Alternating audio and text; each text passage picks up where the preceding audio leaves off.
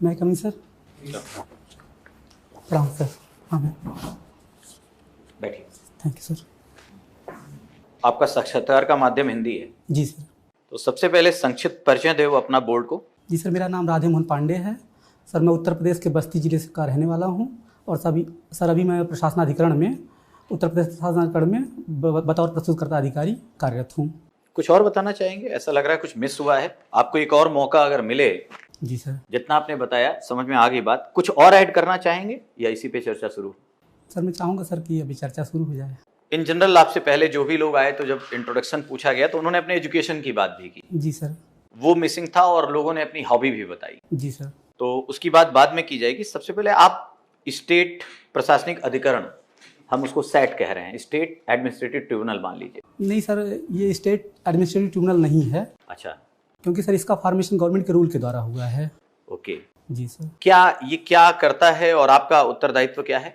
Sir ये जो कदाचार करते हैं सरकारी कर्मचारी, उनके सर कदाचार को यहाँ पे भेजा जाता है हमारे पास और मैं इसको बतौर सरकार की तरफ से प्रेजेंट करता हूँ सर। अच्छा, तो अभी तक कोई केस ऐसा आया है क्या जिसको लेकर आपने प्लीड किया हो, प्रस्तुत किया हो और उस पर कुछ कन्विक्शन या कुछ ऐसे चीज़ें भी हुई हों? सर लगातार मतलब ऐसे केसेस आते रहते हैं और डे बाय डे ही मतलब मैं उसको प्रेजेंट करता रहता हूँ। और सर अभी इधर 2-3 केसेस को मैंने फाइनल करवाया हुआ है, जिसमें एक सर सचिंद्र देव वर्मा का केस आया हुआ था और एक सिंचाई विभाग का केस आया हुआ था। अच्छा, लेकिन अगर देखा जाए और बड़े लेवल पे, खासकर अगर हम कैट पे भी आ जाएं, तो देखा गया है कि कन्विक्शन लेवल बड़ा कम होता है, रेट जो है बड़ा कम होता है। जी सर। और ये माना जाता है कि ये तो सेफ्टी वॉल्व्स हैं एक तरह से। जी सर। अधिकारियों के बचाने के कोई चार्ज लगा। जी सर। आप कैट में आ जाइए, अपील कीजिए, एक तो वो लंबा चलेगा। जी सर। और ऊपर से किसी न किसी तरह से वो लास्टली बरी हो जाएंगे, एक ऐसा परसेप्शन बना हुआ है। सर ये हो सकता है कि सर चूँकि सर साक्ष्यों के माध्यम से ही लोगों का मतलब कन्विक्शन होता है, तो सर साक्ष्यों के अभाव में छूट जाते हैं अलग बात है, लेकिन दरअसल सर ऐसा नहीं होता है। सर मैंने अपने लेवल पे कई बार देखा है कि मोस्टली केसेस में उनको सजाएं हुई हैं। अच्छा, आप गांधी से आपके व्यक्तित्व में कुछ है क्या? गांधी से कुछ सीखा है आपने? सर गांधी सर बहुत ज़्यादा सीखने वाले लोगों में से हैं, तो सर मैं बहुत ज़्यादा तो नहीं सीख पाया हूँ, लेकिन काफ़ी कुछ सीखने का प्रयास किया है। जैसे सर मैं मतलब सिंप्लिसिटी को पसंद करता हूँ और ग्राउंड लेवल से ही जुड़ना पसंद करता हूँ। और कुछ? और सर अभी तो मैं सर अपने आप को और ज़्यादा बता नहीं पा रहा हूँ इसके विषय में। मैंने ये क्वेश्चन क्यों पूछा होगा? आपके डेफ में कहीं गांधी दिखते हैं? हाँ सर, मेरा जन्मदिन भी 2 अक्टूबर को है। अच्छा, 2 अक्टूबर में ऐसा क्या है कि जब हम लोग बात करते हैं उसी दिन लाल बहादुर शास्त्री जी का भी जन्मदिवस है? जी सर। लेकिन सारी जनता एक परसेप्शन गांधी जी के बर्थडे पर ही ज्यादा फोकस होता है। सर उसका एक बड़ा कारण रहा है कि गांधी जी का व्यक्तित्व बहुत बड़ा रहा है, इसके नाते सर सारा प्राइम फोकस उन्हीं पे चला जाता है। ये सर एक बड़ी बात रही है। अच्छा, हम अगर देखें हमारा जो संविधान बना, जी सर, उसमें भी गांधीयन वैल्यूज हैं। हमारी जो आज़ादी का मूवमेंट चला उसमें गांधीयन वे अलग है। जी सर। अगर मान लीजिए गांधी ना होते, जी सर, और संविधान बनाना होता इसी तरह से, सब लोग होते बस गांधी ना होते, क्या कमियां रह जाती हैं जो अभी संविधान में है? वो ऐसा क्या होता जो नहीं रहता? सर गांधी जी अगर नहीं होते शायद सर पॉसिबिलिटीज इस बात को लेकर के थी कि कुटीर उद्योगों का उतना विकास नहीं हो पाता। और सर मतलब जो हमारी नैतिकता, जो संविधान में एक जो नैतिकता का मानक बनाया गया है, सर शायद उसका भी अभाव होता। आपने अपनी हॉबी में लिखा है प्लेइंग कबड्डी। कबड्डी के कुछ टर्म्स होते हैं, जैसे एंकल होल्ड होता है, एंकल होल्ड होता है, सुना है आपने? सारी मैं जानता नहीं जानते, कोई बात नहीं। उसमें एक बोनस पॉइंट का भी कुछ है, वो कब मिलता है bonus point? Bonus point ma'am कई जगह कई तरीके से मिलता है। जैसे सर मैम अगर डिफेंड करता है कोई, तो भी अगर 3 से कम लोग डिफेंड करते हैं तो भी बोनस पॉइंट मिलता है। और अगर मैम कोई रेड करता हुआ है तो अगर 2 से अधिक लोगों को मतलब 3 लोगों को वहाँ पे छू करके आता है तो भी बोनस पॉइंट मिलता है। और सर मैम एक बोनस लाइन भी होती है जिसको अगर वो क्रॉस करके आता है तब भी एक अंक का बोनस मिलता है। अच्छा, ये बताइए नेशनल टीम का इस समय कैप्टन कौन है कबड्डी में? मैम दीपक हुड्डा करके हैं मैम।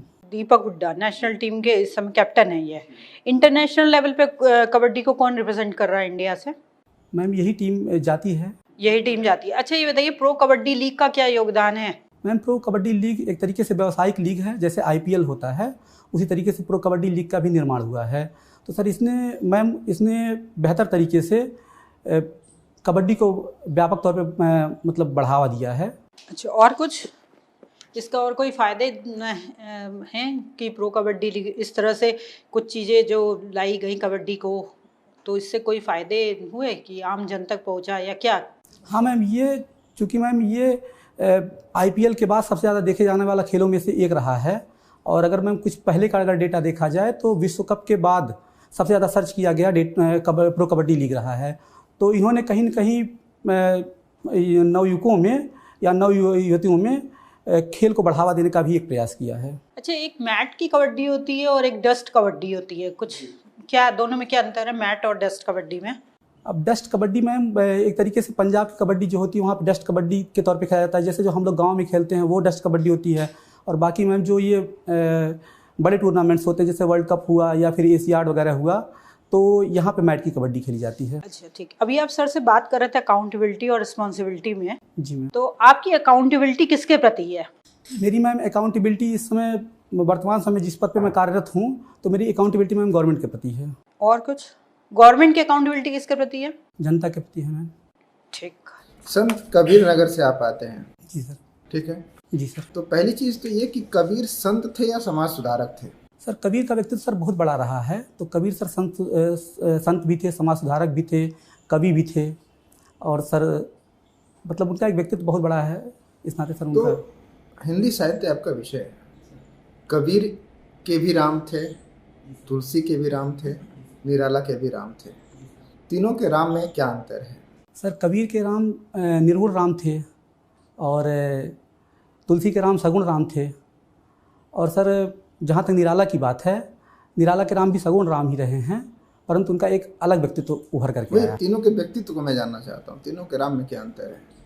सर तुलसी के राम सर जहाँ तक बात है कि तुलसी के राम सर वो एक तरीके से देखा जाए तो वो एक आदर्श राम के तौर पे देखे जाते हैं। पारिवारिक तौर पे देखा जाए तो वो आदर्श पुत्र भी हैं, आदर्श पति भी हैं।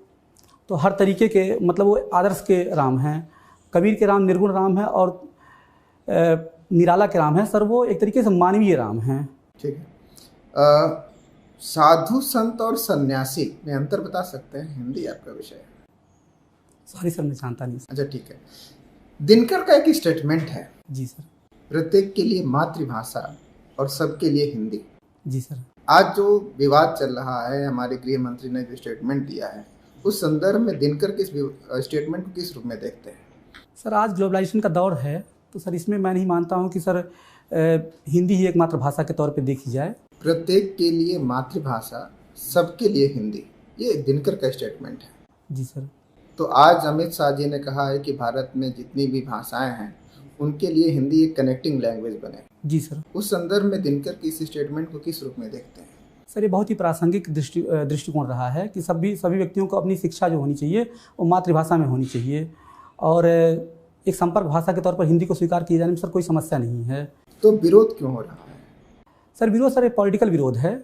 इस विरोध का केवल सिर्फ एक एंगल है सर कि पॉलिटिकली ये इसको चैलेंज किया जा रहा है। जैसे सर स्टालिन को ही देख लीजिए सर, वो बराबर विरोध कर रहे हैं, लेकिन सर उनके अपने खुद के विश्वविद्यालय की जो हिंदी उनके विश्वविद्यालयों की या जो उनके कॉलेजेस हैं उनके यहाँ की हिंदी का डिपार्टमेंट सबसे बेस्ट माना जा रहा है दक्षिण भारत में। तो सर ये केवल विरोध केवल राजनीतिक है, न कि सर इसका कोई। तो अगर मान लीजिए आपको कभी गृह मंत्रालय में काम करने का मौका मिले और कहा जाए कि इसको कनेक्टिव लैंग्वेज के रूप में स्टेब्लिश करना है, तो आप क्या प्रयास करेंगे? सर मैं पहली कोशिश मेरी रहेगी कि मैं त्रिभाषा फार्मूला को लागू करूं। और सर जो भी अगर मैं हिंदी मंत्रालय में काम कर रहा हूं तो प्रमोशन के लिए मैं सर ज़रूर देखूंगा कि जब भी प्रमोशन हो तो इसमें हिंदी की अनिवार्यता जरूर रखी जाए। और साथ ही साथ सर मैं हिंदी का प्रशिक्षण पे विशेष ध्यान देना चाहूँगा। मेरे लिए एक केस स्टडी है आपके लिए, ठीक है। एक सरकार ने अभी हमारे जो हाईवे मिनिस्टर हैं उन्होंने कहा है कि 2024 तक हम भारत की सड़कों को अमेरिका की सड़कों की तरह बना देंगे। तो बहुत कम समय है और बहुत बड़ा काम करना है। आपको मान लीजिए वो चार्ज दिया जाता है कि जल्दी से काम टारगेट पूरा हो, लेकिन बीच बीच में कुछ ऐसी जगहें आती हैं जहाँ पर जो आपने जगह हायर करनी है रोड बनाने के लिए, वहाँ पर जनता का ये मानना है कि कंपनसेशन उनको बहुत लो मिल रहा है, इसलिए वो अपनी ज़मीन नहीं देंगे कि वहाँ पर रोड बन सके, और वो विरोध कर रहे हैं। और सरकार दूसरी तरफ कह रही है कि हम कंपनसेशन इससे ज़्यादा नहीं दे सकते। अगर ये समस्या आती है तो कैसे समाधान करेंगे? सर सबसे पहले सर मैं इसके लिए बात करूंगा, जो भी मतलब उनके प्रतिनिधि होंगे किसानों के, उनसे बात करूंगा और सरकार से भी बात करने का प्रयास करूंगा कि जिससे कोऑर्डिनेशन बन सके कि कुछ वो लोग किसान कुछ इस चीज़ के लिए थोड़े से मतलब दबाव महसूस करें और सरकार भी इसके लिए दबाव महसूस करे। सर मेरी कोशिश इसी बात को लेकर के होगी कि मैं, सरकार ने तो मना कर दी भाई, सरकार की एक पॉलिसी कि इससे ज़्यादा हम कंपनसेशन नहीं दे सकते हैं, और जो ज़मीन के मालिक हैं वो कह रहे हैं कि जब तक हमको कंपनसेशन हमारे हिसाब से नहीं मिलेगा हम अपनी ज़मीन रोड को नहीं देंगे, और इसलिए प्रोग्राम आपका डिले हो रहा है। जो टारगेट है 2024 तक का वो पूरा नहीं हो पा रहा है, तो कैसे टैकल करेंगे? कुछ ठोस उपाय बताइए। सर राजस्व में समय नहीं है आपके पास? सर राजस्व में सर दान पत्र की ही व्यवस्था होती है सर, जो भी ज़मीनें दी जाती हैं उनसे ली नहीं जाती हैं सर, दान पत्र के माध्यम से ही ले ली जाती हैं। जैसे सर मेरा एक खुद का अपना भी घर रहा है और हम लोगों ने सर केस भी फाइल किया हुआ था, लेकिन गवर्नमेंट ने एक्वायर कर लिया, उसके बाद घर को गिरा भी दिया, और सर अभी नेशनल हाईवे वहाँ पे बन चुका है और अभी वो केस मेरे पास चल भी रहा है। तो इस दृष्टिकोण से सर अगर देखा जाए तो सरकार इस चीज़ के लिए बाउंड नहीं है कि वो ज़मीन चूँकि सर सरकार का ही है, सरकार के राइट्स में है, सर ज़मीन को हम देने से मना नहीं कर सकते अगर विकासात्मक कार्यों के लिए है। विरोध करना जनता का अधिकार, सर जनता का विरोध करती रहती है। जब भारत के संदर्भ में हम बात करें तो हिंद महासागर जो है वो एक नया रणनीति का क्षेत्र बनता जा रहा है। तो भारत सरकार के द्वारा भी सागर पहल प्रधानमंत्री के द्वारा शुरुआत किया गया है। क्या है ये पहल? यह किस प्रकार से भारत के संबंधों को प्रगाढ़ करेगा पड़ोसी देशों के साथ? सर सागर पहल के माध्यम से सर जो इंडियन कॉन्टिनेंट से लगे हुए जितने भी देश हैं उनमें सर मतलब क्या है सागर पहल है क्या? इसका फुल फॉर्म क्या है? सर मैं एग्जैक्ट नहीं जानता हूँ सर। अच्छा अभी देखिए 5 राज्यों के चुनाव हुए। जी सर। तो उसमें एक कभी सुप्रीम कोर्ट में केस आया है जिसमें कहा गया है कि जो चुनावी घोषणा पत्र में वादे किए जाते हैं और उसका नतीजा ये होता है कि जब सरकार बनती है तो राज्य के खजाने पे उसका बोझ पड़ता है। जी सर। तो उस सुप्रीम कोर्ट में सुनवाई के दौरान याचिकाकर्ता ने एक कहा है कि चुनाव आयोग को वैसे सभी राजनीतिक दल जो इस प्रकार की घोषणा करते हैं उनके पंजीकरण को रद्द कर देना चाहिए, क्योंकि यह कहीं ना कहीं चुनाव के पहले मतदाताओं के वोटिंग पैटर्न को प्रभावित करने की कोशिश है। क्या आपको लगता है कि जैसे भारत में एग्जिट पोल को चुनाव आयोग ने खत्म कर दिया, तो उसी प्रकार यह जो चुनाव पूर्व घोषणाएं की जाती हैं इस पर भी चुनाव आयोग को सख्त होना चाहिए, उसे कदम उठाना चाहिए? सर चुनाव के पूर्व जो घोषणाएं की जाती हैं वो मतलब उस पर सर कोई बाउंडेशन नहीं हो सकता है सर, क्योंकि सर आगे चल करके जो भी राजनीतिक पार्टियां होती हैं अपने चुनाव घोषणा पत्रों को लागू करने का भी प्रयास करती हैं। तो सर ये बाउंडेशन तो पड़ता है, लेकिन सर उसमें बेहतर तरीके से दरअसल बात यह है कि वो तो जनता का ही पैसा है, खजाने। सर आपने कह दिया हम 300 यूनिट बिजली फ्री दे देंगे। आप जब 300 यूनिट फ्री दीजिएगा तो उसका जो एक्सपेंस आ रहा है, खर्च जो उस पर आ रहा है, वो खर्च आखिर पूरा होगा, एक्सपेंडिचर पूरा कहाँ से होगा? आप तो फ्री दे रहे हैं, तो वो भार तो पड़ेगा उसी खजाने पर है ना। तो क्या अधिकार है किसी राजनीतिक दल को कि बिना जनता से पूछे वो खजाने पर बोझ डालने के लिए इस प्रकार की घोषणाएं कर दें? सर ऐसी जो नीति मतलब जो ये सर लोक लुभावन नीतियां हैं सर, ये तो नहीं होनी चाहिए, बल्कि सर ये एक तरीके से मतलब अपवाद के तौर पे ज़रूर माना जा सकता है, लेकिन सर इसको रेगुलराइज नहीं किया जा सकता है। जैसे सर कुछ पार्टियां ऐसी हैं जो कि अपने हर चुनाव में ही इस तरीके की लोक लुभावन नीतियों का प्रचार करते रहते हैं। सर ऐसा तो बिल्कुल नहीं होना चाहिए, क्योंकि सर इससे अगर सारी चीज़ों को यहीं पे मतलब लगा दिया जाएगा, सारे पैसे को यहीं पे लगा दिया जाएगा, तो सर देश के विकास के लिए उतना पैसा तो रह ही नहीं जाएगा। सर ऐसी चीज़ों को तो बंद करना ही चाहिए।